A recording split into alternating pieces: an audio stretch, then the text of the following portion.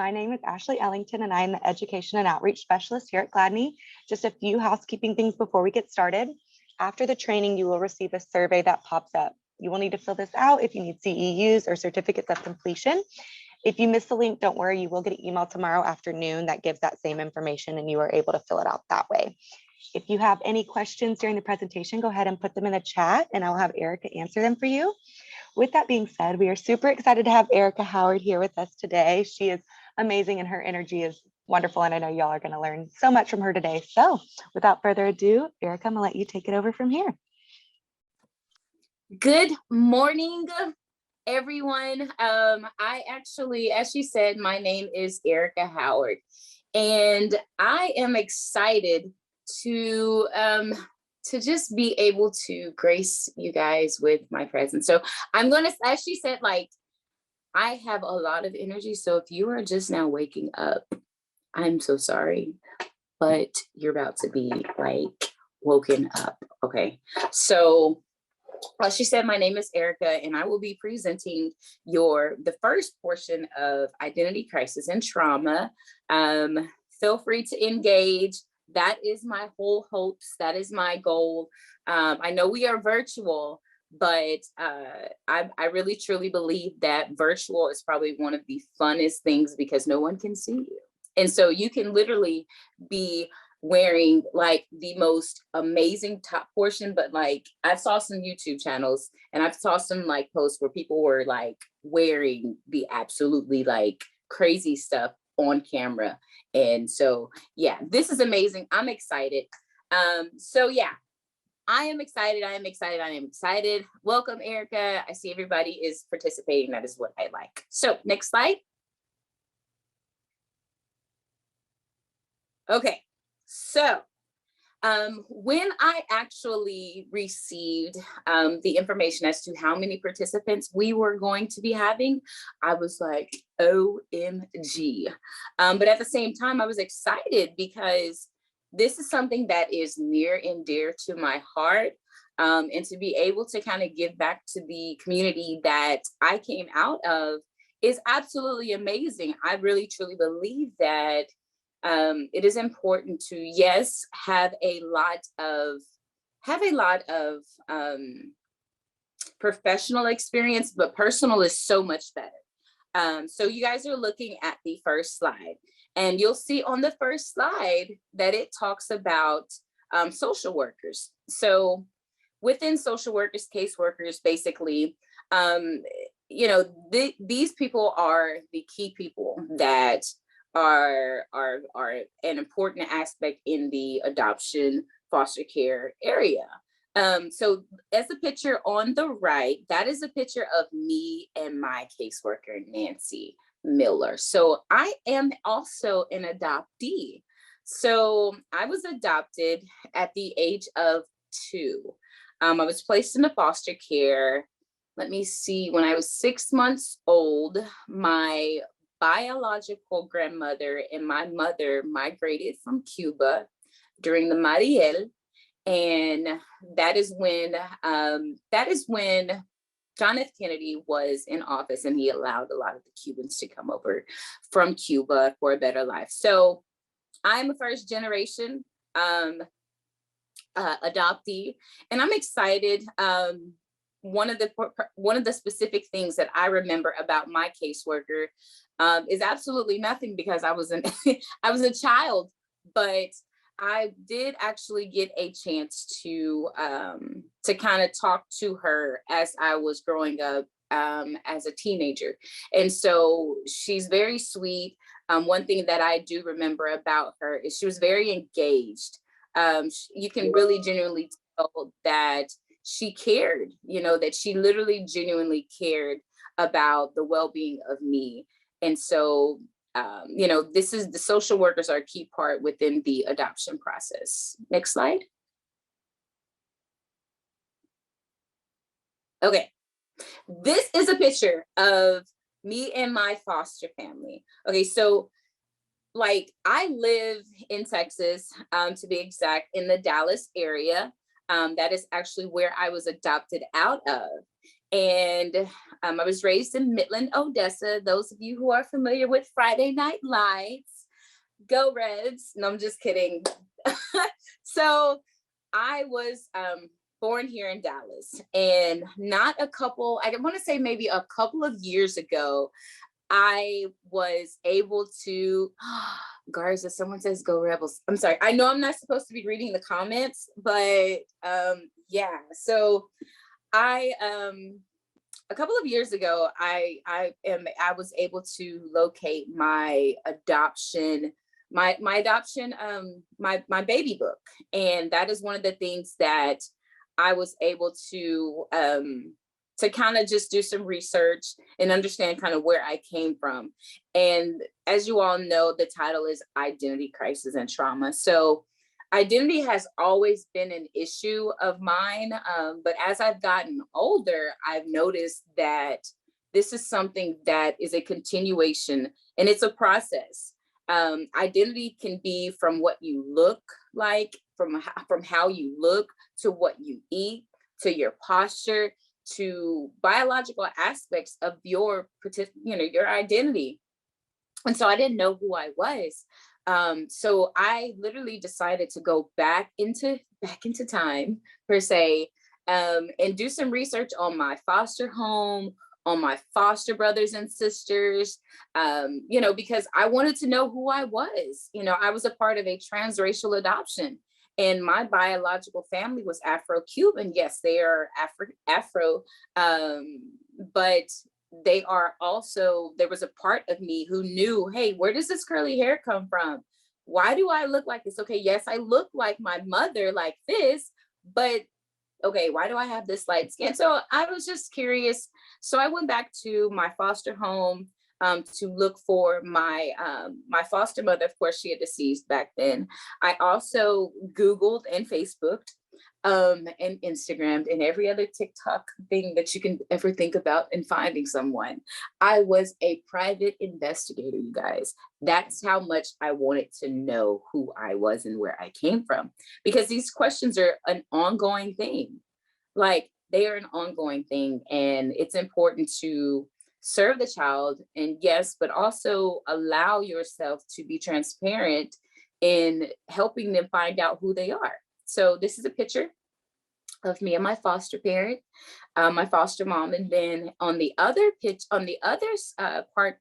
side of the picture is me in my crib, and my adopted brother is looking in on me. And so this was the process of when I was actually getting ready to be adopted. As it says on the slide, to understand United States foster adoption, you have to have some background and some goals of the foster care system. And, children may be removed from the home or placed in a foster home. Basically, there was based on substance abuse, physical abuse, so many other things. One of the things that was a reason why I was placed into foster care was because of the substance abuse. And my mother was like addicted to drugs. There was no resources available. My grandmother really didn't know what to do. And so, the state thought it would be best. I see that we have some CASA workers on here. I can't think of his name right now. He's going to kill me. He's not going to kill me, but I'm going to actually follow up with him. But he's been with CASA of Dallas for several years. But I went back also to that location, to that address, to find out, okay, where was my foster agency? But it's now actually found out that it's actually called CASA now. So that was pretty cool to know that. So yeah, go CASA. I was also a court-appointed special advocate in Central Texas as well. So that's pretty cool. Next slide.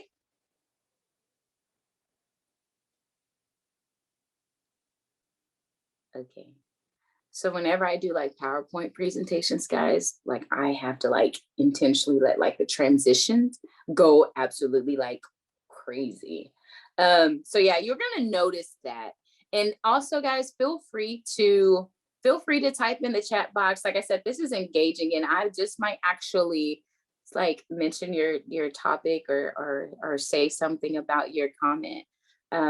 So identity crisis. So during my graduate studies, the majority of my my papers was about, it was about adoption. And literally every single time that we had a paper that was due, I was always talking about adoption. I was like, okay, adoption, adoption, adoption, adoption.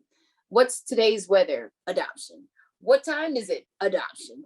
Um, what are you going to eat for dinner? Adoption and foster care. What does it smell like? Adoption. So all of my professors, they were kind of like, why is she talking about adoption so much?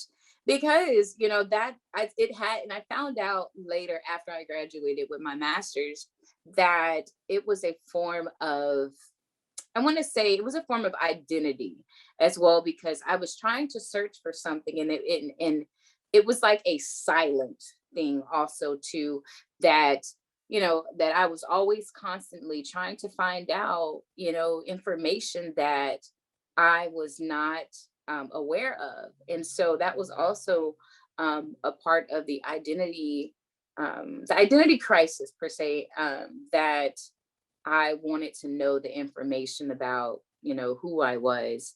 And so as it says on the left hand side in the box, transracial adoptions, they continue to happen to children all over the world.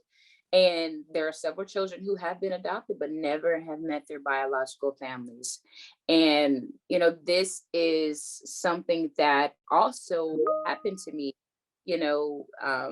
because I've always, I didn't reunite with my family until 2008. And that was when,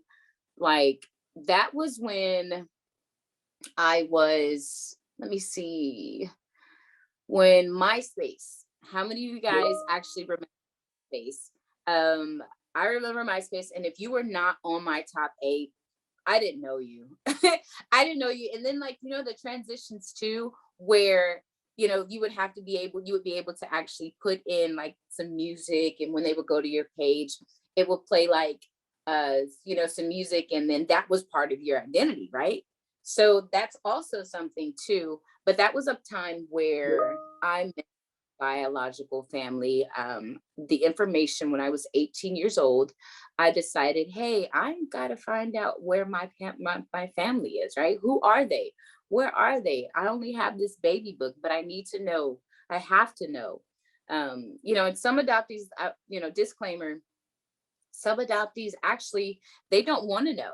Maybe they can't really handle the trauma of finding out who they are, why they are who they are, why they don't look like this person.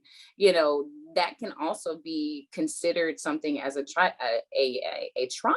And so identity and trauma, they kind of come together, I guess is what I'm saying. And so I reunited with my family in 2008. And that was probably the tip of the iceberg, I want to say, because I finally felt like my life was complete. But before then, I actually found out, hey, your mom passed away. Your biological mother passed away way before you could even meet her. Oh my gosh, that was horrible. But I dealt with it. And so, there are transracial adoptions. I've actually met parents that are, they're interested in adopting children that are the alternative, the opposite of identity about them. And, I remember when I was attending a conference, and, when the participants found out that I was adopted, they were asking me questions about my hair, what to put on my hair, because they had adopted someone that was a different ethnicity of them. And so, I have always been that person that has been asking questions. But as it says, transracial adoptions, they happen all the time. But it's important to really be able to show that child, hey, this is where you come from. This is why, this and that. But it is a particular age. And if you are familiar, I see that we have some licensed clinical social workers. We have some we have some, let me see, CASA workers. We have some actual adoptees on here, adoption social workers. Allison, I just saw, I don't want to call you out, but yeah, I just saw, I just saw you pop up. But, you know, there's all kinds of people that we have here. But, you know, it's important to, you know, as I said, just to be aware of that child and their identity and trying to help them find out who they are, why they are who they are. And this is where you come from. But if you are familiar with Erik Erikson, so he is a psychologist that is a that comes from psychosocial. And so there are stages of social development that he pinpoints. And so he is one of the there's one of them that is identity versus role confusion. And I think this happens in adolescence as well, where the child might experience, you know, identity crisis, or they might go this way, or they might decide to go this way. But Erik Erikson is he's a very prolific person that I have geared towards, and I lean towards when I am actually talking about identity. And so it says, based upon research, it was determined that many people, many children, they grow up with not only traumatic experience, but they also carry on until adulthood. You know, so this is also something, as I said in the beginning, this carries on up into adulthood. It just does not stay as that child is little. You know, it carries on into adulthood, that adult adoptee. Um, some are able to handle it and some are not. You know, at the same time, you know, children, I've also have worked with kids who were adopted, and their biological and adopted families, they just gave up on them. You know, they could not handle the pressures of that child. And so that child ended up being homeless or incarcerated, as it says, or hospitalized. And some actually become successful and give back to the community, like I do. But it has not always been easy. Aha. It has not always been easy, but it is a process. And that is what I'm saying. It is a process for that child and that adult to develop into a very healthy person. Next child. Next slide. I said next child. Next child. Just kidding. Okay, trauma explained. Okay, so trauma it could be anything from physical, emotional, psychological, sexual. It can be a plethora of things, right? And so it comes from the event of a traumatic and the after events of experiencing a traumatic event. So some of the results of that particular experience is physically or emotional harmful or life-threatening, adverse effects. It may actually impact the mental, physical, social, emotional, or spiritual well-being. Guys, also I have like a huge rock wall. No, I was telling I was telling I was telling the Gladney, I call them my Gladney friends now, but I was telling them I have like a big old rock waller. But if you guys hear her, it's actually a little chihuahua, but she's in the other room. So if you hear like, or if you hear like, you guys understand, this is in the day and age where we work from home and anything can anything can happen. So yeah, nevertheless, so stay with me, guys.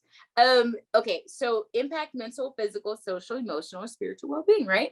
So it's likely that everyone has experienced an event, not only adoptees, but for example, the pandemic. You know, maybe you have lost a family member, maybe you have you got really ill yourself, and you know, or you lost a job. You know, those are considered to be possible, you know, traumatic events. And so that can also be something that can influence your well-being. Many factors influence how a child or an adult will make sense of and cope with the traumatic events. And it says at the bottom, not everyone who experiences a traumatic event shows trauma symptoms or identifies. So The other day I had went onto social media and I did a live and I said, trauma is the loudest thing in your mind. And if you can see this picture, I decided to use this because if you notice throughout his body, throughout the this body, you know, it showed like you can really seriously see their brain. And that is the most impactful part that is affected whenever trauma is apparent. And so I decided to utilize this picture and to symbolize that because trauma, you know, when I did the live, I was like, okay, um, you know, trauma is loud. It's absolutely loud, at least up here, right? It's loud, but it can be so silent, you know. And I say silent because not everyone is okay with sharing that. You know, a lot of people, just depending on the culture and the environment that you were raised in, you know, they are comfortable. They might not be comfortable in sharing that. You know, there are a lot of schisms, isms, you know, about, you know, having trauma. And, you know, it can be very silent. And if you have ever experienced that, I want you to feel comfortable and to knowing that it's okay not to be okay. It's okay. It really is okay to not be okay. But reach out to a mental health provider or Gladney. You know, there are a lot of people that are on the team that really is able to help you in that event and know that it's okay. Next slide.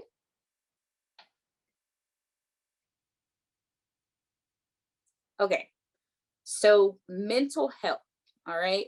It says at this on the left, the majority of adopted children are emotionally and behavioral healthy. However, a small minority is vulnerable to adjustment issues and disproportionately receives mental health treatment. So when I was a child, I didn't receive it. My family did not believe in receiving mental health services. They were like, "No, you're crazy. You know, you can't. You know, what's the point of doing this? You know, go to God. God will take care of it, or you know, go to another place. That's not our family. You know, you can't have these things." Oh my gosh! And now that I'm an adult, I literally, I have I realized that that wasn't the right route to go, just for the simple fact that it made me have a schisms and isms about mental health, because I was like, I'm crazy, right? And that's not the right way to actually think about it. You know, nobody is crazy. We just have differences, you know, and that is okay. It's okay to not be okay. Okay. So, specifically, adopted children are more likely than non-adoptees to have attachment disorders, depression, conduct disorders, and externalizing behavior problems, drug use, physical aggressors, antisocial behaviors, because, you know, this is something that we don't feel, that I did not feel comfortable sharing with anyone. It was obvious that I did not look like my family. It was obvious, you know, it was uh, I'd like to explain it as a whole handful of full of jelly beans, right? And let's say you have yellow jelly beans, right? A whole handful of jelly beans, and then you go and you grab this. You go and you grab this this purple jelly bean, and you put it right there in the middle, right? And I'm just looking around, so it was obvious, you know. So I didn't feel comfortable. I did not feel comfortable as an adolescent to share about, hey, I'm adopted. I absolutely hated it. I absolutely, and yes, hate is a very strong word. We're not supposed to use those words, but I absolutely disliked it. And so I was not comfortable. So if you see, it says, you know, we externalize, or we internalize those things about identity, you know, because we don't want everybody to know, hey, we're dealing with these things, you know, because we don't really feel comfortable. We didn't feel comfortable. And to this day, you know, when I do group facilitating to adult adoptees, you know, I noticed that this was one of the things that also contributed to their overall development. and, was identity. They did not know who they were because they knew something about them was different, whether if they were the same ethnicity as their adopted family or they were the opposite. We know these things. There's something inside of us that just knows, but there's a specific time. I do want to say that there is a specific time to address these things in that child, in order to allow them to develop into a healthy person, right? And so on the right, it says exposure to childhood trauma in particular, such as physical, sexual abuse, neglect, family and community violence.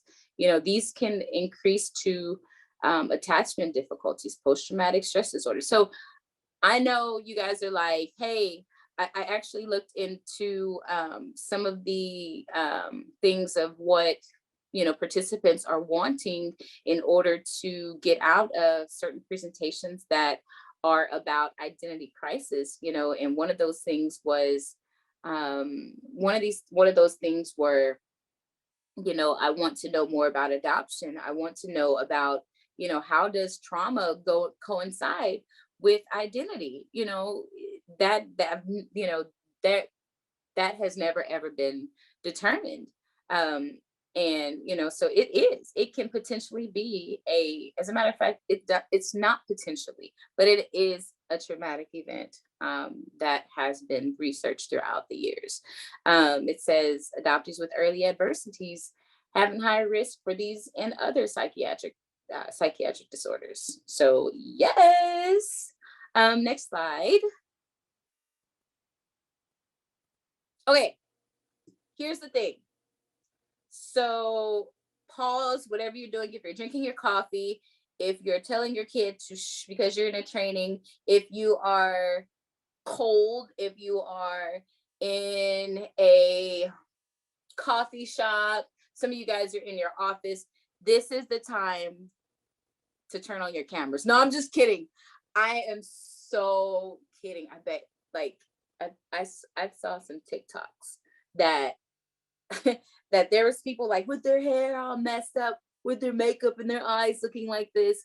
And so no, do not turn on your cameras. Do not turn on your cameras. I know that they said you do not have to turn on your cameras, but this is where I want to know your responses, okay?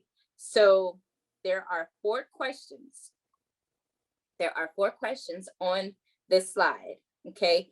You do not have to actually say them, but I want you to type in the chat box, because if you are in any relation into this particular population, self-care is huge. Self-care is huge.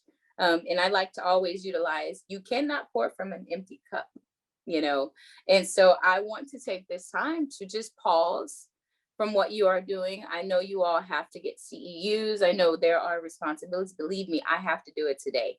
But I do want to be intentional about this training and just pause for a second and switch hats for a minute. And there are 4 questions on this slide.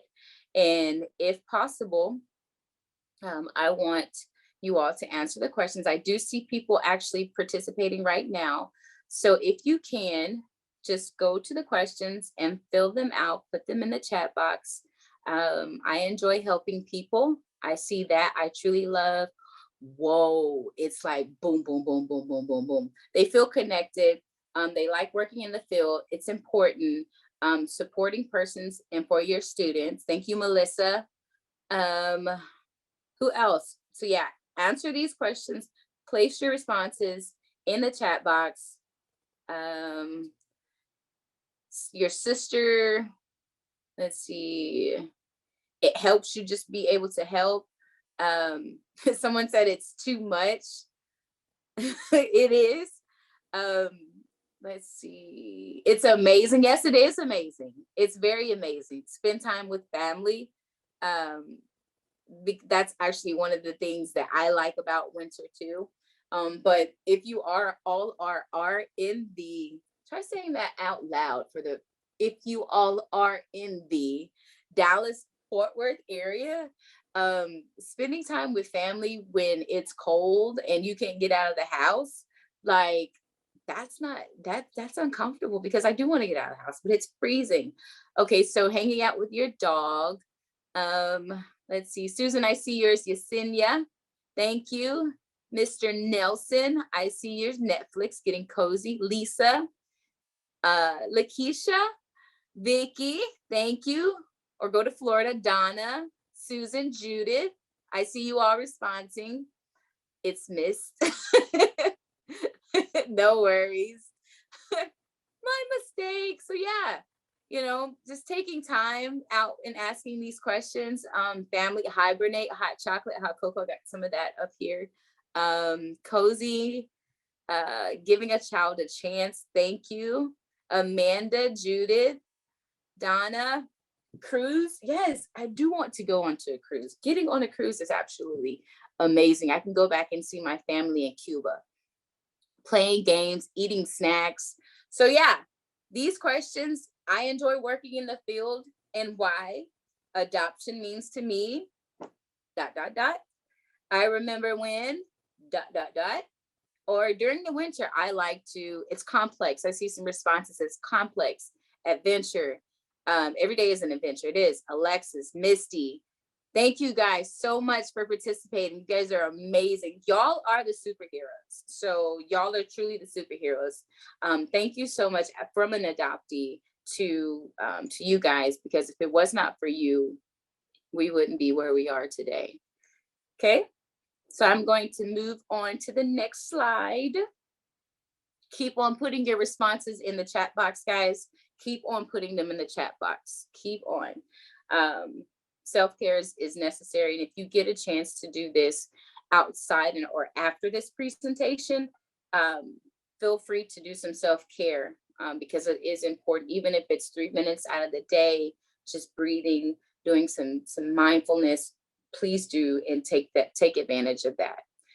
It is very important. And from a person who works in this particular area, and that also comes into it. So there's a simulation, acculturation, there's counter-transference, there's transference. And so, it's important to be able to do these things.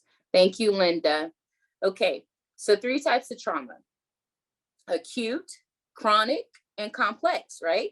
So acute is basically one-time traumatic event. It's a short-term recovery is likely. Then you get over to the chronic, right? You get over to the chronic, and that is like multiple, right? So multiple traumatic events, and then, related to an accident or event, physically, mentally, spiritually, emotionally, financially, or sexually, right?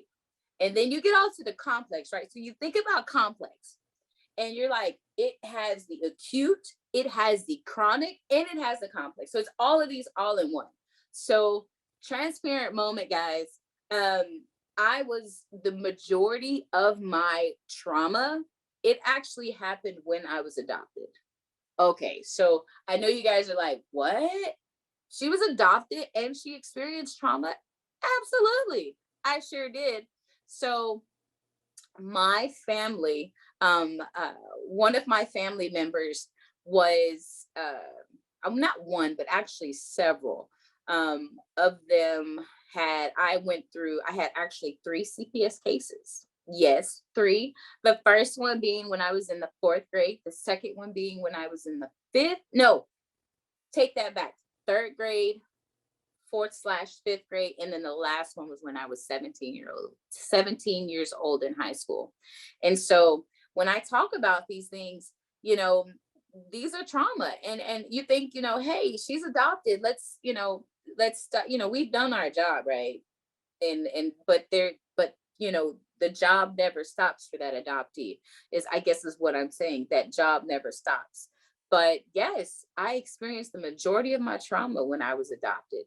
And being able to see that now is probably one of the greatest things about being able to help other people, not only adoptees, but adoptive parents, adoptive workers, social workers, those that work in this particular area, because I know hands on what it feels like to have to be with a family who's supposed to nurture, care for you, support you, all of those things, right?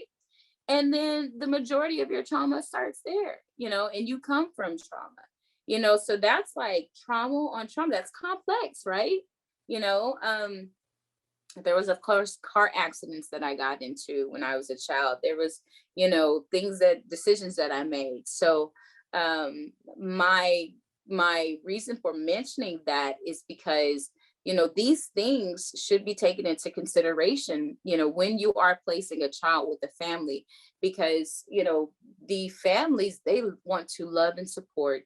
And I don't have a hat on, but hats off to you parents, hats off to you social workers, hats off to you adoptive parents, hats off to everybody that is on here, because it is a hard job. You guys are taking chances on someone who you don't know anything about, but I also like to pinpoint and say this about, the particular things about adoptive parents. One thing that I said about a couple of months ago when I was doing a training to parents or soon to be adoptive parents, is that, when you are wanting to adopt, maybe it's because infertility, maybe it's because you want to help a child, maybe it's because, you just want to love, you want to love and support that child and allow them to see you care for them and giving them a second chance, you know but and then the adoptee is wanting, depending on how old they are, like I said in the beginning, I was an infant adoption, and so I wasn't really aware of it. Of course, there was that attachment, the the PAC, I like to say it, transactional and transactional attachment theory, the parent, adult, and child. So I was more so in that stage of like that attachment, but as that child gets older, they start to really understand and they want something from that parent, when they are in that adoption process. But we're too, if you look at it, the adoptee and the adoptive parents, that adoptee, we're wanting something that we never had, right? That connection, that love, that support. And then you get over to the adoptive parent, right? They're wanting something, they're wanting the same thing, right? To love, to care, to be supported. So you think about it, they're both wanting something the same, right? There's something that they both are wanting. And so that just saying that gives me chills, because that hasn't always been something that has been pinpointed, because they're both wanting something different. That child is wanting a loving family. And so is that adult, that parent. They're wanting something of the same. And so, I always like to say that just so that, you realize, hey, you're on the same team. We are on the same team. We're both searching for something. So I thought that was pretty cool to say. Next slide. Okay. Identity. Okay, so this particular picture is a picture of my family in Cuba. Okay, if you take a look on the picture to the right, I reunited with my biological family for the very first time. It was about maybe 5 years ago, I want to say. I was in reunification, in reunion as well. I'll talk more about that here shortly, but I want to go over to the text. It says, adoptive identity is not directly observable, it's manifested. Okay. Ooh, that gives me chills, right? Does that give you chills? It gives me chills too. Or stories that individuals construct, right? Or tell about themselves, right? So you think about it. Hey, I was adopted. Maybe my parents didn't want me. Maybe they did want me. Maybe they just didn't know. And so they had to take me away because the social worker thought, hey, it was the best thing that could, that was important. So Coherent adoptive identity narratives are likely to make it easier for adolescents to negotiate changing family communication patterns and new adoption related experiences as they enter emerging adulthood. Okay, so this picture on the right, let me tell you a pretty cool story. So in 2008, you guys remember when I said MySpace top 8, and if you had a song that was actually like on your page, it told people who you were, like it explained your identity. Well, the this is my biological family, and my grandmother is the lady that is in the front. She's wearing the white shirt with the blue pants. So she she was actually homeless during the time of after I was adopted. And she is an immigrant from Cuba. So when she was in her, let me see, I want to say 40s, her and my mother came over from Cuba, like I said, during the Mariel, and they left everything in Cuba, right?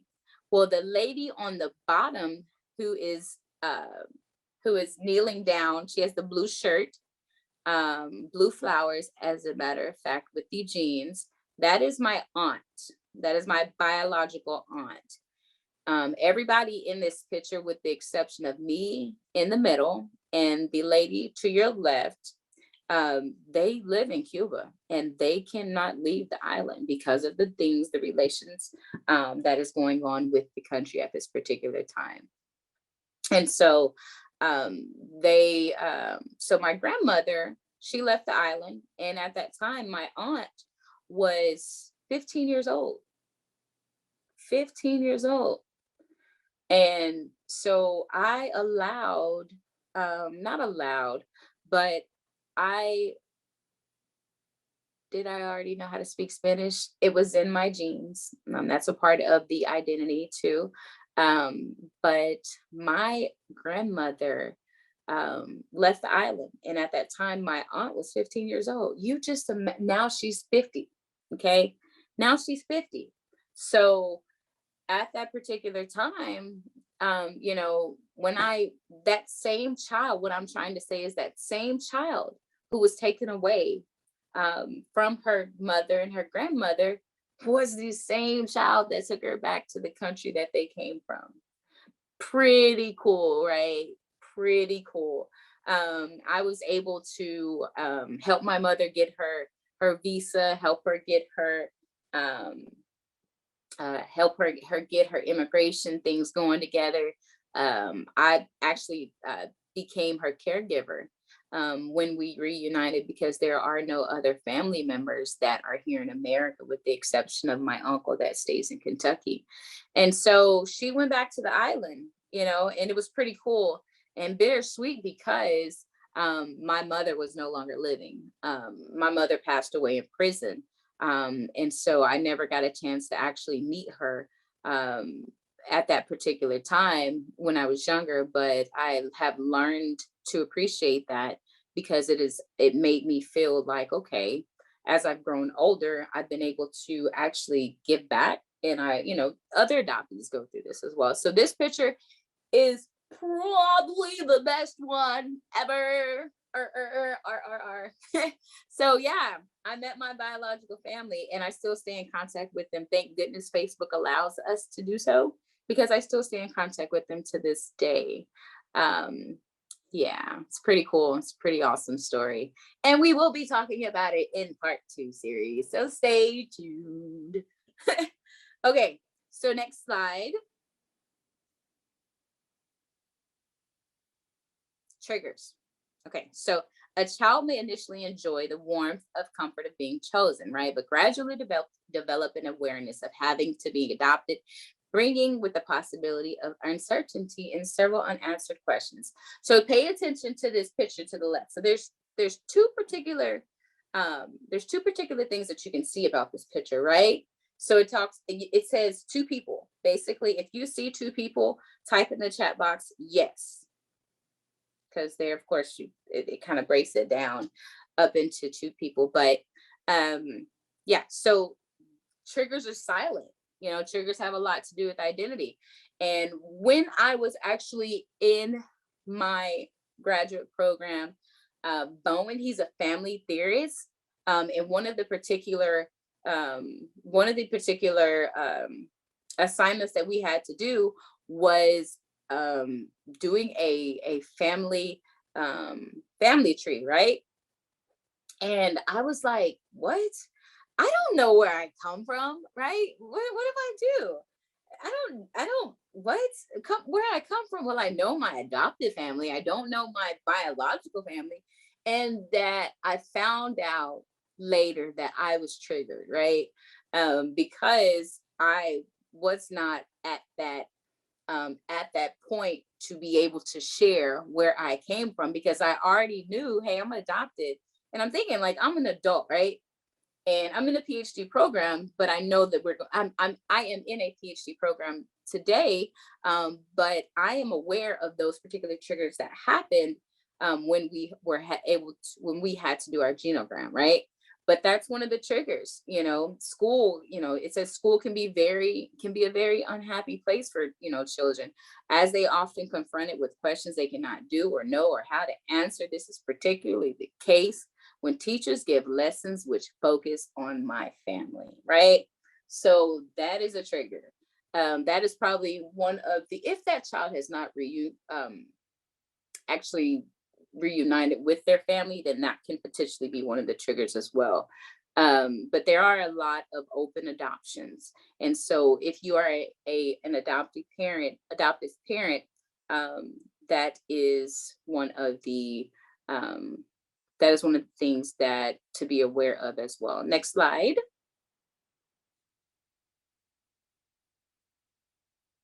And that, let's see, I really, really do like this. So training, we're in a training, right? So training, I don't know if Ashley, if you can pass this PowerPoint on to our participants, but training is important. So not only is it hard for adoptees to develop trust, but it's also hard for them to understand what it takes to become a better person while working through their mental illnesses. Ongoing training, like you all are receiving now. So this is important, right? And it says obtaining certification and training within adoption is key and can help the adoptee become successful. Okay, we will. So as mentioned before, in this research, in my research paper and in this research presentation, competency is key when helping adoptees. You know, it's important to know where they come from. And hats off for you guys attending this training. Thank you so much from an adoptee and a professional in this field. I do work in with children that are being placed and that are in a residential facility until they are actually being able to be adopted as well. Next slide. Next slide. Next slide. Preguntas. Just kidding. So questions. This is the end of my presentation. I pretty I pretty much have enjoyed, as a matter of fact, pretty 100.10 times. I have enjoyed doing this presentation for you all, and I hope you stick around for part 2 series. Definitely going to be some pretty cool information. Yes, my energy is like, I told you guys, you are going to be like woken up. If you were like this in the beginning, you're probably like, oh, but I pray that this energy stays with you, not only throughout this presentation, but even after. And so I am excited. I welcome your questions. Thank you all so much.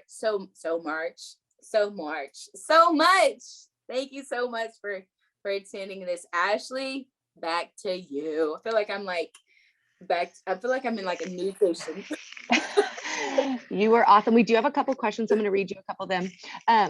Judith says, as a CASA, I have 3 kinships adoptions. How does trauma differ in these cases where parental rights have been terminated? Okay, ask that question again. I'm sorry. As a CASA, I have 3 kinship adoptions. How does trauma differ in these cases where parental rights have been terminated? Okay, so when I answer questions, I always like to take into perspective that all children are different. When children are, the way I perceive how it might affect them might not be the way that the other child has perceived them. But I would just say, considering their trauma that has occurred, did we say the parental rights have been terminated? Yes, they have been terminated. Okay. So my parental rights were also terminated. I would just say, be aware of the things that happened to that child if you have access to that. I know there are open and closed records that are released, but if you are aware of those particular traumas, be aware of those things that was one of the characteristics that was why that child was placed up for adoption. And then one other question, did you find that there is still, or do you find that there is still little research with adoption and trauma? Yes. Which is why my dissertation will be grounded around adoption, the traumatic events of adult adoptees. So yes, it is. And I went to a conference in Indianapolis, and I found out that there were not any adoption competent therapists. So yes. Sí se puede. Yes, we can. Yes. Perfect. And then last question just came in. Her question was also about, is there less trauma if they're with kinship? As it relates to identity, I want to say yes. It is, but there are also things that happen within that kinship adoption that can affect that child. So it's like a quid pro quo, this for that, considering this, but yes. Awesome. Okay. Thank you, Ereka. You were wonderful. I hope everyone can join us for part 2 next Tuesday. If you have any questions about Gladney, please feel free to reach out, and we look forward to having you next week. So thank you, Ereka. Thank you. Have a great day. Have a great day.